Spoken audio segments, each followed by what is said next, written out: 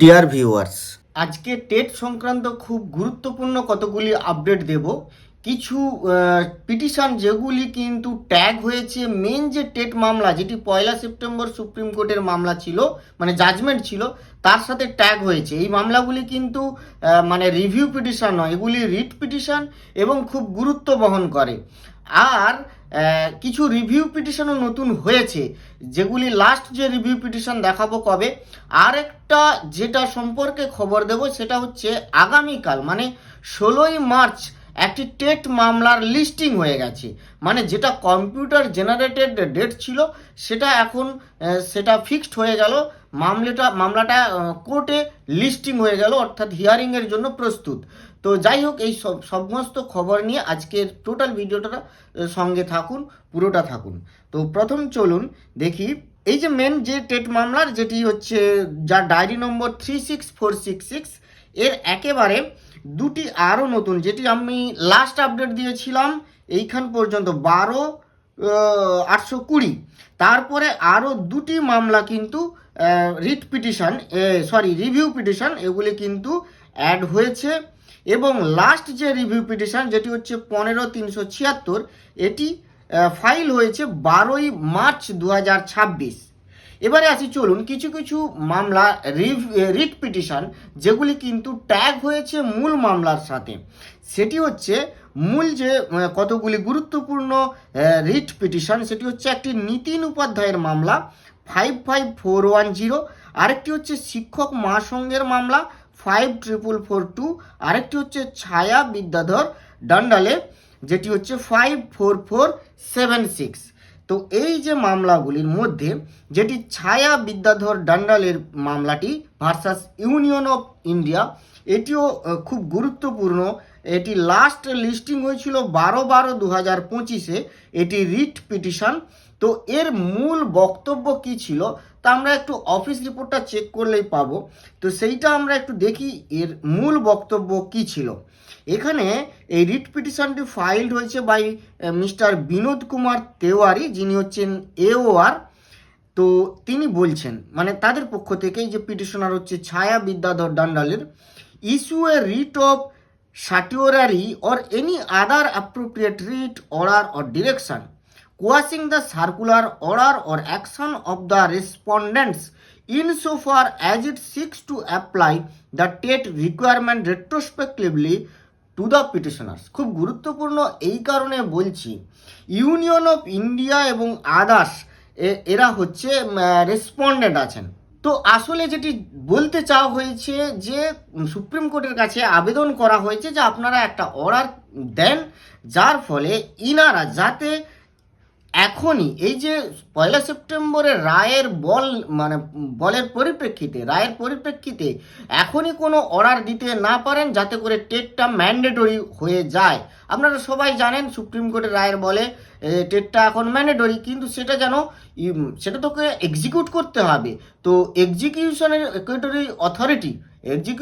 Authority যারা union of India, বিভিন্ন state government আছে, তো তারা যাতে কোনো অর্ডার পাস করতে না পারেন। তো স্পেসিফিক্যালি এটা যেহেতু স্টেট অফ মহারাষ্ট্রের সাথে যুক্ত, স্টেট অফ মহারাষ্ট্রকেও এরকম ডিরেকশান দিতে বলা হয়েছে এবং এই সংক্রান্ত কোয়ারসিভ স্টেপস যাতে নিতে না পারে, including termination based on their non possession of TET qualification.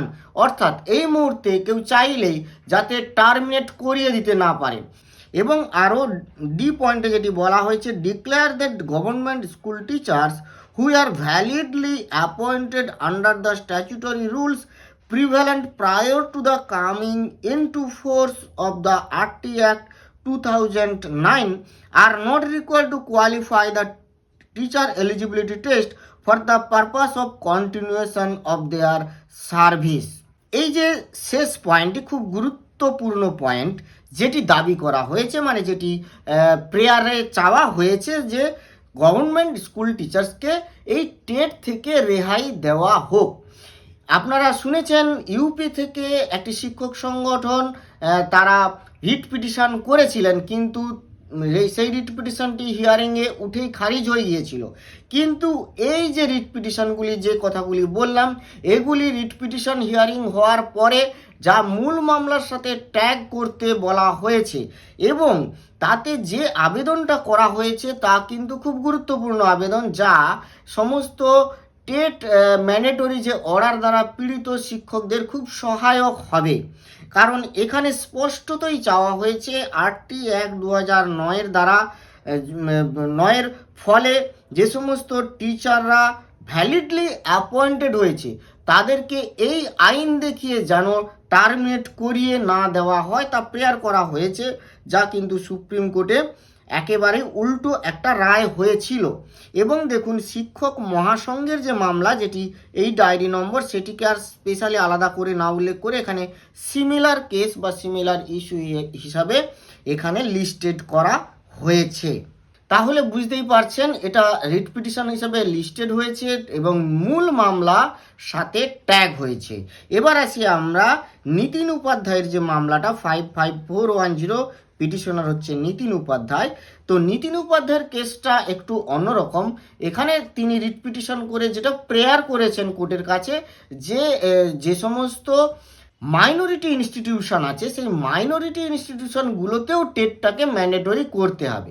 তো এটি মাইনরিটি ইনস্টিটিউশনের উপরে সম্পূর্ণ ব্যাপার এবং যেটা অবভিয়াসলি জাস্টিস দীপঙ্কর দত্তের বেঞ্চ যেটা পাঠিয়ে দিয়েছিলেন অনারেবল চিফ জাস্টিসের বেঞ্চে, যে মামলাটা, সেই মামলাটা সেখানেই পেন্ডিং আছে এবং এটি সেই মূল মামলার সাথে কিন্তু ট্যাগ হয়েছে।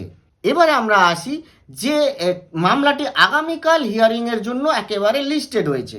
এটি হচ্ছে কজ লিস্ট, যেখানে এইটি honourable mister justice Dipankar Datta and honourable mister justice Satishchandra Sharma ইনার বেঞ্চে। এটি হচ্ছে অনেকগুলি কেস কিন্তু সেই দিন মিসেলেনিয়াস হিয়ারিং ব্যাপারগুলি আছে, অনেকগুলি কেস আছে। অনেক কেসের পরে যেটা আমরা মেন জায়গায় চলে যাব, সেটি হচ্ছে এই যে state of Tripura and others versus Sajal দেবের যে মামলাটি, এই মামলাটি কিন্তু একেবারে লিস্টেড হয়ে গেল ওই দিন 16ই মার্চ। কিন্তু সমস্যা হচ্ছে এখানে একটি, সেটি হচ্ছে এই যে মামলাটি আছে তার আগে কিন্তু নানানও মামলা আছে। এই মামলাটি কোন ক্যাটাগরিতে হয়েছে? After notice for admission civil কেসের ক্যাটাগরি। একেবারে এটি বলা যেতে পারে এটি হচ্ছে একেবারে, দেখুন, একেবারে এই লিস্টের একেবারে শেষের মামলা। এটি একেবারে কিন্তু প্রায় শেষের মামলা। কিছু মামলা, ওই 2টি মামলা আর এর শেষে আছে, বাদ বাকি এইটি হচ্ছে 53 নম্বরে আছে। এরপরে 54 আর 55 এই 2টি মামলা হবে, কিন্তু তার আগে 53 নম্বরে এই মামলাটি আছে। তার আগে বহু মামলা কিন্তু শোনা হবে বা হিয়ারিং হবে। এটি কোর্ট নম্বর কিন্তু 8, যেটি হচ্ছে honourable justice mister justice Dipankar Dutta এবং অনারেবল মিস্টার জাস্টিস সতীশচন্দ্র শর্মার বেঞ্চে হতে যাচ্ছে। তবে কি হয় সেটি ব্যাপার। লিস্টিং তো হয়েছে, কিন্তু একেবারে শেষের দিকে মামলাটা হয়তো হিয়ারিংয়ে উঠবে। মানে লিস্টিং যেহেতু হয়েছে, হিয়ারিংয়ে উঠেই হয়তো পরবর্তী কোনো ডেট পড়তে পারে বলেই আমার মনে হয়। কারণ আপনারা জানেন এটি ত্রিপুরা টেট মামলা, সেটি একেবারেই মানে ইম্পর্টেন্ট এবং রিলেটেড টু টেট ম্যান্ডেটরি মামলা, যেটি 1 সেপ্টেম্বরের সাথে রিলেটেড। ফলে 1 সেপ্টেম্বরের যে মেন জাজমেন্ট, সেটির রিভিউ পিটিশনগুলি, সেটির একবারও হিয়ারিং না হয়ে এই মামলাটির হিয়ারিং কতটা কি ফ্রুটফুল হবে সেটি একটি ব্যাপার। তো এই ছিল টোটাল টেট সংক্রান্ত একটা টোটাল আপডেট আজ পর্যন্ত। তো এর পরবর্তী কি আপডেট আসে তার উপরে অবশ্যই সেগুলি নিয়ে আসব। তো আজ এই পর্যন্ত, ভালো থাকবেন, সুস্থ থাকবেন, ধন্যবাদ।